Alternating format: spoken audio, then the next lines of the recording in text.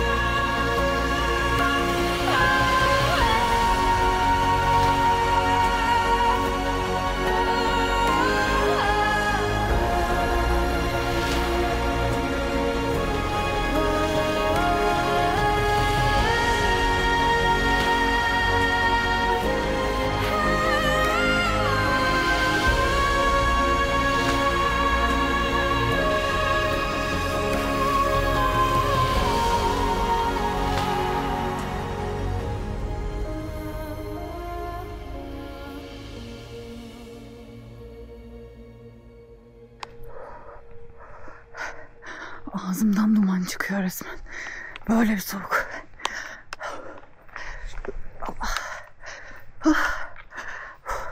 Burada aynı zamanda böyle de bir baraka gibi bir şey yapmışlar. Dağcılar falan geldiğinde en azından ya da kötü hava şartlarında falan buraya sığınabiliyorsun.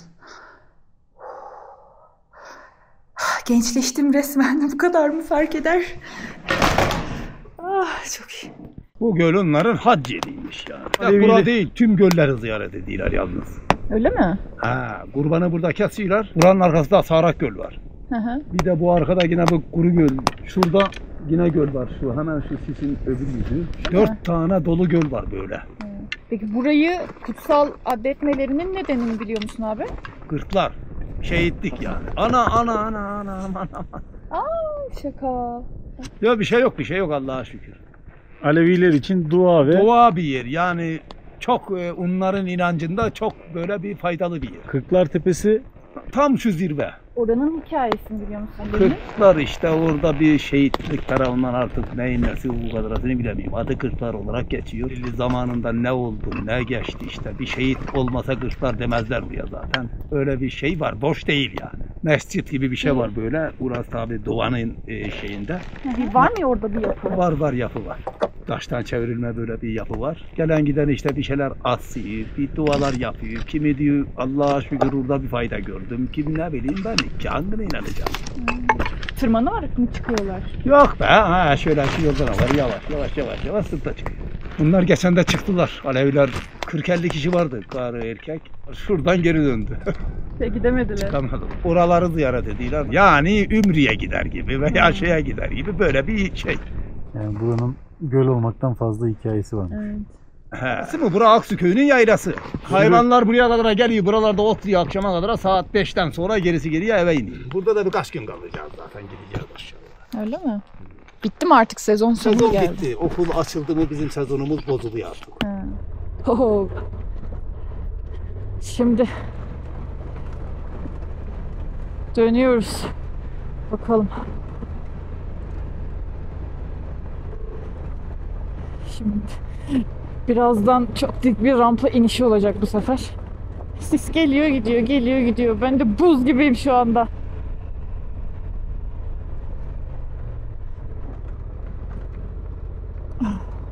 Ama iyi oldu var ya. Kendime geldim. Gençleştim resmen. Burası sıkıntılıydı. Allah. Oynuyor. Aha yağmur çiseliyor galiba. Of. Şu tarafa geçeyim de görüntüye bakalım bak. Şuraya baksana. Ne kadar güzel. Bu arada Çoban abi vardı. Geleceğim demişti. Geldi oraya. Ondan dinledim ama belki kamerada bütün kısmı olmayabilir. Burası Kırklar Tepesi olarak geçiyormuş. Karagöl'ün olduğu yerin sol tarafı, yani göle doğru döndüğünde sol tarafı Kırklar Tepesi diye. Yukarıda da Kırklar Mescidi deniyormuş. Aleviler buraya hac görevi gibi bir şeyle geliyorlarmış.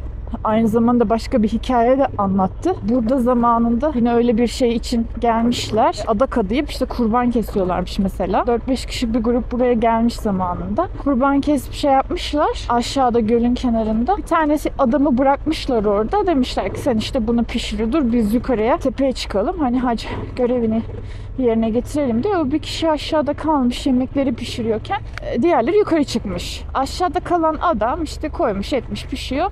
Demiş ki göle gireyim. Harika görüntü, şuraya bak. Göle girmiş ama muhtemelen derindir diye artık kafa üstü müdür nedir bir şekilde girmiş ve çakılmış maalesef. İşte diğer adamlar gelmişler, bakmışlar adam nerede, adam yok. Sonra bir bakmışlar şeyde, su da çok berrak olduğu için suyun içinde. Almışlar falan, demişler ki bu adam o zaman buranın adağı oluyor gibi. Aşağıya götürmemişler. Orada bir yere gömmüşler o adamı. Onun da aynı zamanda ecdadı değil. Yani onun şeyleri, onun soyundan gelenler falan da, yani o adamın da burada bir özelliği varmış. Onu da görmeye, yad etmeye geliyorlarmış. Aynı zamanda Aleviler için kutsal yerlerden bir yer. Nedenini varsa bilen yorumlara yazarsanız gayet güzel olur. Hepimiz öğrenmiş oluruz. Çünkü buradan sonra yine gideceğim yerler var. Ben unutabilirim bakmayı, sonradan söylemeyi. En azından burada söylemiş olayım size. Yorumlara yazabilirseniz çok seviniriz. Efendim, benim dik diye çıktığım yer bura mıydı? Ha, inerken o kadar dik görünmüyor. Ya da benim gözlerim şu anda aşırı, benim şu an burnum dondu. Gözümün içi, göz bebeklerim dondu. Burnum dondu. Dudaklarımı hissetmiyorum. O kadar dondu. Bu arada şeyi unuttum ya. Biz muhabbete de dalınca burnum çok üşüyor ya. Kartal mı, şahin mi ne? Çok dipten geldi. Dur. Gitme. Gel. Göster kendini yavrum, göster. Şahin, kartal. Kartal da daha da büyüktü sanki. Nereye gitti? Islıkla çalamıyorum ya. Dudaklarım buz gibi. Dudaklarım buz kesti. Islıkla çalamıyorum. Saklandı resmen. Ona bakacağım diye gene düşeceğim. Benim düşmelerimin yarıdan fazlası hep manzaraya bakarken falan oluyor ha. Nereye gitti ya? Aha, gene düş.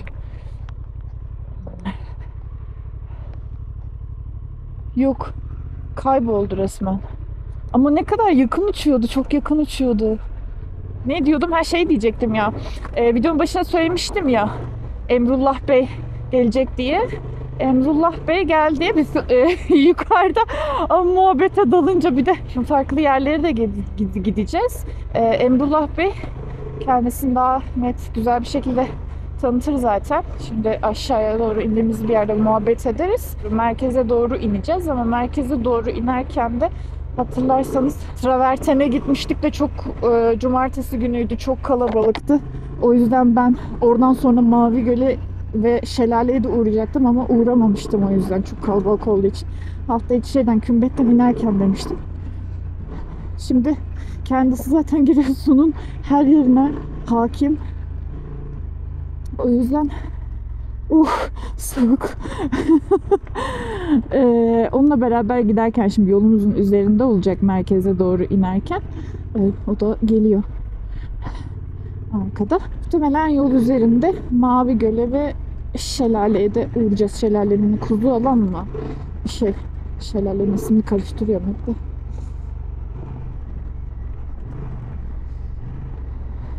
Allah'ım, motor çok hafif. Yemin ediyorum eşyasız araziye girmek çok güzel bir şeymiş ya. Hakikaten yani çantalar o kadar fark ettiriyor ki anlatamam. Bak o yukarıdan aynı zamanda Karagöl'ün sağ tarafında gördüğümüz yerden şu anda bayağı bir alçalmış bu arada Karagöl'ün suyu. Normalde o böyle gölün kenarındaki siyah görüntü, siyah bir tabaka gibi bir görüntü var. Kayalıkların daha koyu renkte olduğu. Abi soğuktan yemin ediyorum gözlerim çift görüyor, lensler yapıştı, bir saçmaladı gözümde. Neyse o koyu kısmında imişti normalde, hatta daha da yüksek. O bir yerden böyle geliyor, yükseldikçe atlatıp aşağılara doğru, buralara doğru, deminki muhtemelen su oralardan bir yerden geliyordur. Buralara doğru akıyormuş normalde. Abi şuraya bakar mısın ya? Çok güzel be. Bu arada uzak da değil ha. Ve yolu da hiç kötü değil. Gayet iyi. Bu Karagöl'ün Kırklar Mescidi'nin yolu kötü diyenlere selam olsun. En çok aldığım mesajlardan bir tanesi de bu şekilde oluyor. Bir tura çıkacağı zaman ya da bir yere, diyelim ki Karagöl'e gelmek istiyorum. Yolunun nasıl olduğunu bilmiyorsun. Çok fazla bu anlamda arşivsel ve detaylı, benim çektiğim gibi detaylı güzergah gösterimi vesaire olmadığı için, işte benim zaten 81 il için yapmaya çalıştığım şey bu. Türkiye'ye çok büyük bir şey kazandırmış oluyoruz yani bu şekilde. İnşallah bundan sonraki gelecek nesillere göremeyecekleri birçok yeri gösterebilecek, aynı zamanda gezmek isteyen, şu anda da gezmek isteyen insanlara güzel bir rehber oluşturacak nitelikte bulunmayacak bir arşiv efendim. O yüzden de ne diyoruz? Hemen şöyle, kamera beni görüyor mu bakayım. O yüzden de ne yapıyoruz? Videoyu beğeniyoruz. Abone hala değilsek abone oluyoruz. Hype atıyoruz. Hype yorumlar kısmını şöyle sola doğru kaydırdığında orada Hype Score puanı verebiliyorsun. Onu veriyoruz efendim. Türkiye'ye bu değeri kazandıran kişiyi birazcık destekliyorsunuz. Değil mi? 7'den 70'e zaten izleyen bir kitlem var çok şükür. Dolayısıyla ne kadar fazla kişiye ulaşabilirsek bu anlamda Türkiye'nin güzelliklerini ben gösteriyorum. Sizler görüp sizler de etrafınızdakilere bu şekilde yayarak bu güzelliği, bu değerleri büyütebiliriz diye umuyorum efendim. Çok güzel. Çok özlemişim ya araziye girmeyi, var ya. Bak kolum ara ara hala yapıyor. O yüzden mesela sol kolumu çok fazla sadece tutuyorum hala daha. Ama böyle var ya, böyle gaz açmayı özlemişim. Ellerim var ya buz gibi. Parmaklarım dondu. Elciyim az. Elcik ısıtmaya açayım lan. Elcik ısıtmam var. Böyle buraya normal arabayla, yani taksi tarzında arabayla da gelinebiliyor. Emrullah Bey de o şekilde geldi. Sonradan biz oradayken taksi falan geldi. Bildiğin taksi, yani sarı taksi. Muhtemelen adam ailesiyle geldi ama hani oradan anlayın. Gelinebiliyor arabayla bile. Ama yavaş yavaş birazcık gitmek gerekir ama sıkıntısız gelebiliyorsunuz. Çok tatlı amca, nasıl gülüyor. Bayılıyorum böyle pozitif insanlara. Suyun, aslında su şöyle, ben daha soğuk bekliyordum açıkçası. Ama beklediğim kadar soğuk olmadı. Ben bundan daha soğuk sulara girmiştim çünkü kışın hatta. Tabii ki havadan daha soğuktu ama girince alışıyorsun. Ah. Baksana şuradaki görüntüye. Havanın, ay çok güzel. Bak şu yukarıda uçuyorlar. Şu taraftan o su aşağıya kadar akıyor bak. İnekler falan var yukarıda. Sonsuz bir sofraya oturmuş gibiler. Böyle uzunca ve bu şekilde akan suları görünce niyeyse aklıma hep Tunceli geliyor, biliyor musun? Tunceli'de o Munzur Gözelerine falan gitmiştik ya. O bölüm de çok güzeldi. İzlemediyseniz izleyin o bölümleri. Şuraya bir yere bırakayım. Baksana şuraya kadar. Ay, oraya da bir de ev yapmışlar direkt üstüne. Yanına üstüne. Konuşamadım. Allah'ım. Burada da iyi. Bak şurada da su oradan geliyor. Ne üretiyorsa artık bilmiyorum ama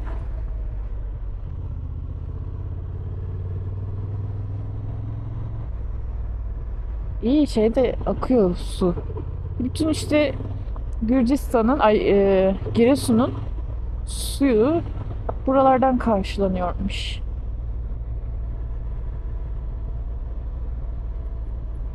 Ne yapıyorsunuz? Ah, düştü çocuk.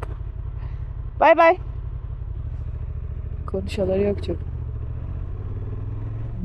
Gırşanlar Çeşmesi. Şimdi o bir yol ayrımı vardı ya, böyle hoş geldiniz falan diye bir köye doğru girmiştik.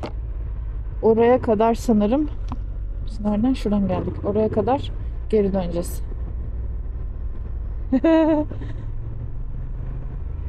Şu yukarıdaki taşlar bana Tayland hatırlattı. Ben de çok fazla oluyor. Belki fark ediyorsunuzdur, videoda da ara ara söylüyorum. Böyle sürekli bir yerleri aşırı derecede hatırlatıyor bana. Herkesde bu kadar olur mu? Oluyor mu? Sizde nasıl oluyor? Mesela bu kadar yoğun bir şekilde yaşayan insanlar oluyor mu başka? Yorumlara yazın. Yoksa ben mi böyleyim sadece? Bu adam gelirken de burada değil miydi? Galiba telefonun tek çektiği nokta orası. Muhtemelen o yüzden orada duruyor. Ay çok iyi ya. Aa bak, bu da Hindistan'da gözaltına alındığım günü hatırlattı tam olarak. Askerlerin böyle durduğu bir nokta vardı. Herkes aynı yerde böyle toplanmış, ellerinde böyle telefonla yapıyorlardı. Gözaltına alınmadan önce, alındığım noktaya doğru giderken gidiyor. Sir, there is no internet at downside. Ah, sorry. Hindi मेरा हिंदी बेका है. बोलिए कोई बात नहीं internet down. There is internet. Internet नहीं, बस only only here. Ooh, 1 okay. Kilometre after is वो almost okay already 1 kilometre work only work Okay, thank you so much, sir. Have a nice day. Bye bye. So you are army, yeah? Yeah. The foreigners can go dong? No, कोई बात नहीं. Yeah. Okay. Bye bye. Have a nice day. Bye bye. Of, Allah'ım çok güzel be. Şurayı bir önceki bölümlerde buradan geçmiştik, hatırlarsanız. Halil Rıfat Paşa Tüneli burası.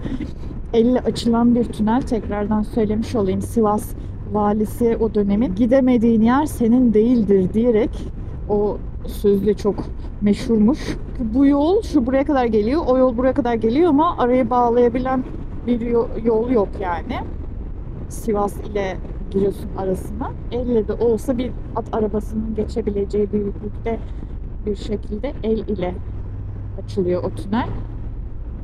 Türkiye'de elle açılan ilk tünel olduğu söyleniyor. İlk ya da ilklerden. Böyle bir özelliği var. Gidemediğin yer senin değildir sözü burada çok meşhur.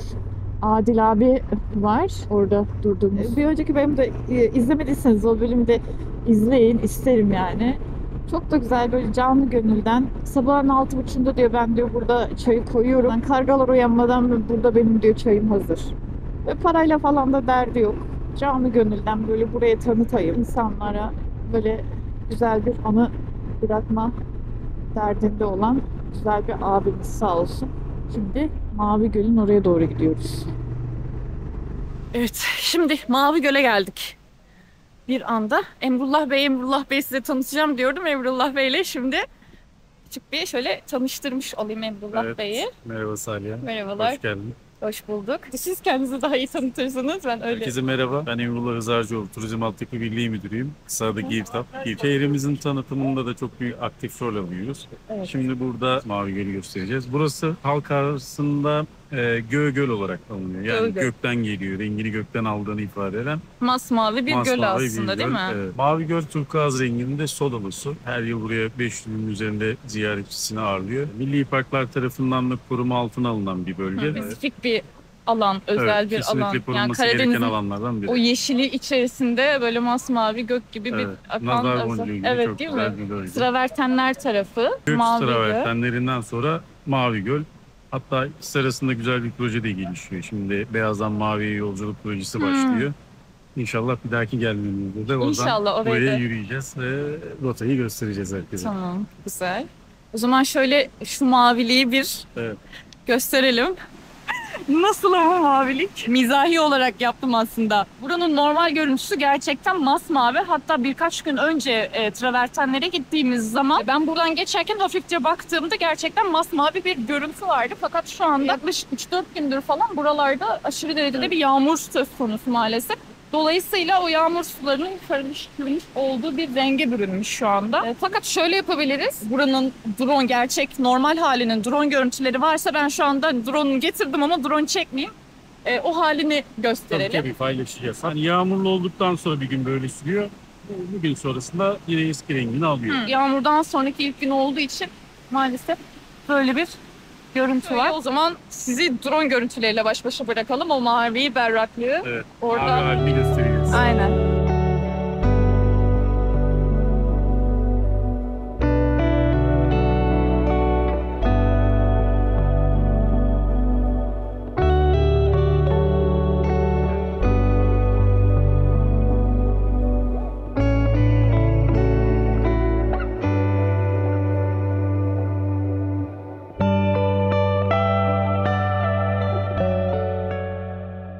Şimdi buradan sonra ne tarafa doğru geçeceğiz? Bir de Buradan şelale var şimdi- değil mi? Kuzalan Şelalesi'ne geçiyoruz. Hı hı. Burası da yine Kuzalan Tabiat Parkı içerisinde yer alan Hı hı. çok güzel doğal bir oluşum. Hemen buradan 1 kilometre aşağıda şimdi oraya geçeceğiz. Burası zaten o Göksu travertenleri. Mavi Göl ve Kuzualan Şelalesi böyle Evet. üçün biri tarzında. Şöyle rota olarak birbirinin hemen Çok peş peşe yakın. çok yakın Hı hı. birbirine. Yani 2-3 dakika 5 dakikalık mesafedeler. Güneşin vurmasıyla ayrı güzel oldu. Burası direkt yolun kenarında olan bir yer. Yoldan geçerken dedim ya görmüştük hafiften. Aladağların şelalelerini hatırlattı. Harika. Çok güzelmiş ama gerçekten. Harika bir doğal oluşum. Evet. Kapuzbaşı Şelalesi'nin o böyle şeyini andırıyor. Arda arda gelişinin görüntüsünü andırdı.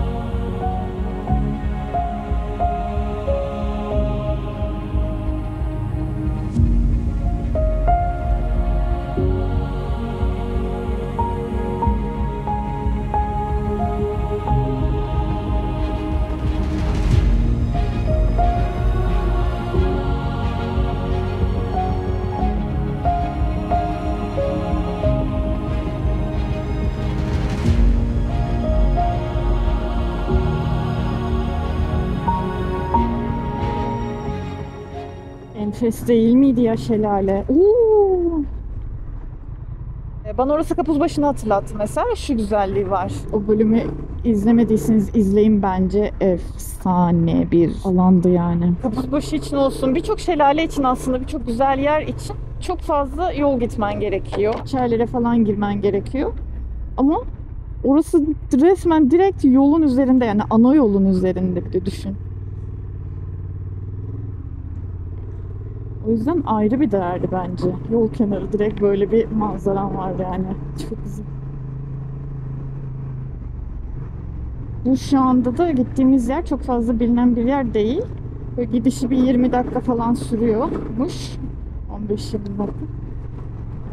Ve evet yağmurdan baksana yerler nasıl şeyli kaygan toprak kısımlar. Islak değilmiş gibi görünüyor ama bak dönerken ben kaydığını hissedebiliyorum. Anam. Bu ne lan?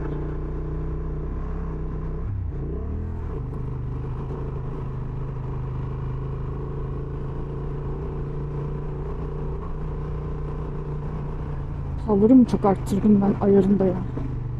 Ah, hiçbir şey göremiyorum. Hiçbir şey göremiyorum.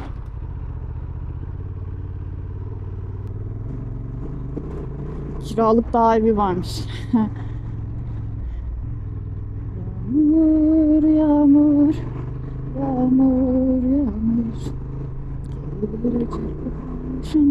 sevgimizi. Kuzuoğlan Şelalesi Tabiat Parkı'na geldik. Şimdi Kuzuoğlan Tabiat Parkı'na geldik. Otopark kısmı var. Araçları oraya bırakıyorsun. Artık sonrasında yürüme yolu var. Ve tamamen yeşilliklerin içinde. Ağaçların arasında böyle bir yürüyüş parkuru var ve bayağı da güzel bu arada. Yani ağaç yapısı. Ladin, karaağaç, bir de bir şeyler daha yazıyordu. Burası da Yedigöller'i hatırlattı bana. Yedigöller'in eski halini ama şu anki halini değil. Yıllar önceki halini. Burası yalnız var ya, gerçekten bulunmaz bir alan. Aynı alanda sedir ağacı var, ladin var, kızıl Evet. ağaç var ve şimşir ağaçları var. Ha. Şimşir ağaçlarından da çok güzel kaliteli böyle kaşık işte işlemeli Şimşir ürünler. hatta bir şey vardı, böyle şimşir kaşık mı derler? Evet, Özel bir, evet. değil mi? Mesela onlar şu ağaçlar, şimşir ağaçları. Şuradakiler. Enfes bir yermiş. Burası sodalı suyun çıktığı yer.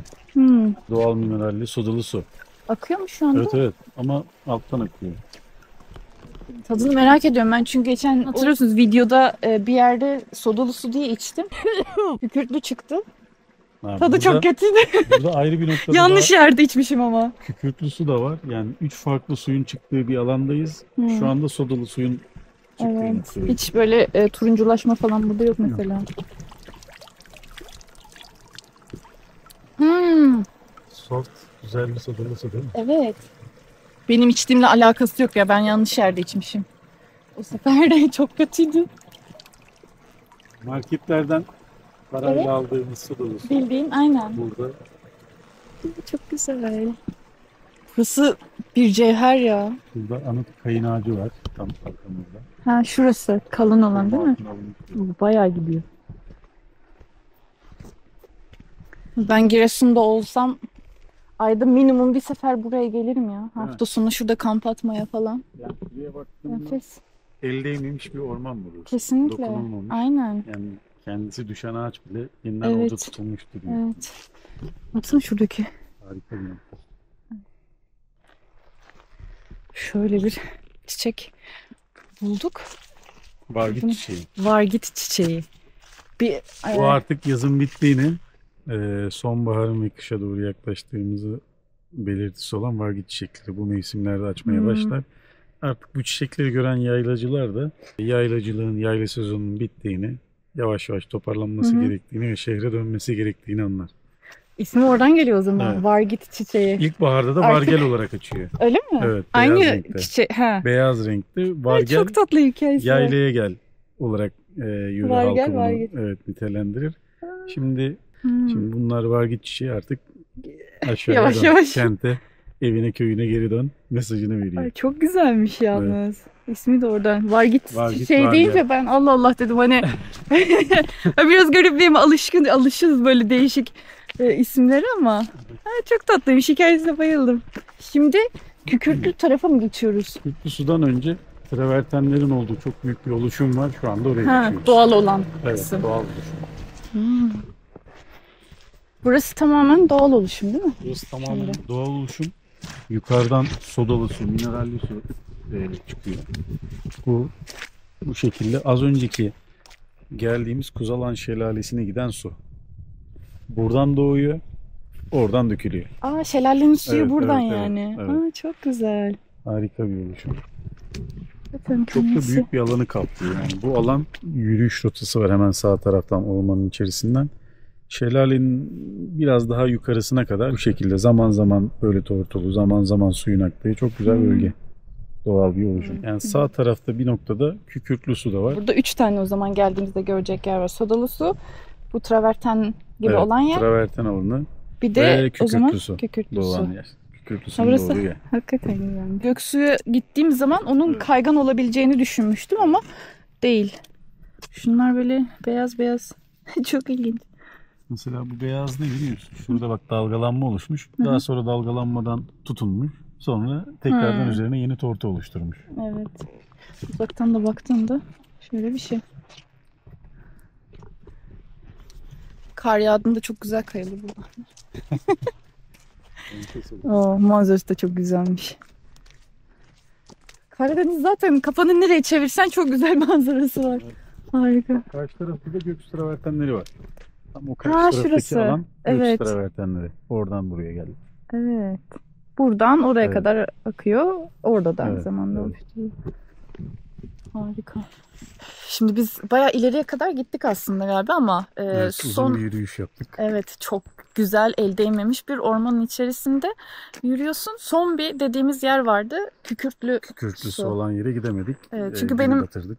hem günü batırdık hem benim botlarım var.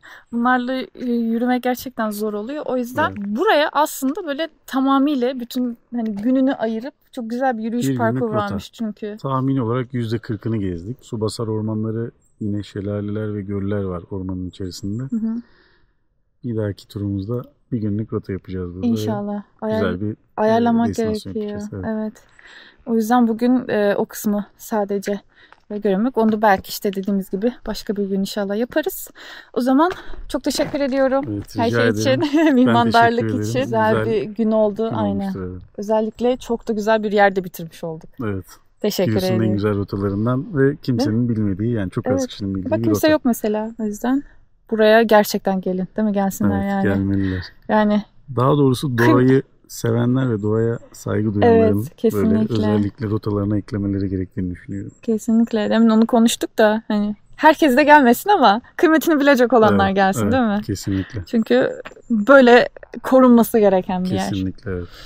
O zaman ben şu anda tekrardan yola devam ediyorum Kümbet'e doğru. Sonraki rotalarda yine merkezde de güzel rotalar var. Tekrardan Umarım tekrar görüşürüz. görüşürüz. Evet. O zaman videoyu hala daha beğenmediyseniz beğenmeyi, abone değilseniz abone olmayı ve hype atmayı unutmasınız. Çok sevinirim. Bir sonraki bölümde yine Giresun'dayız. Bir sonraki bölümde yani yarın sabah çok enteresan bir yere gideceğiz. Zaten adından da anlayabileceğiniz bir video olacak. Onu kaçırmayın derim. Kendinize çok iyi bakın. Görüşmek üzere. Hoşçakalın.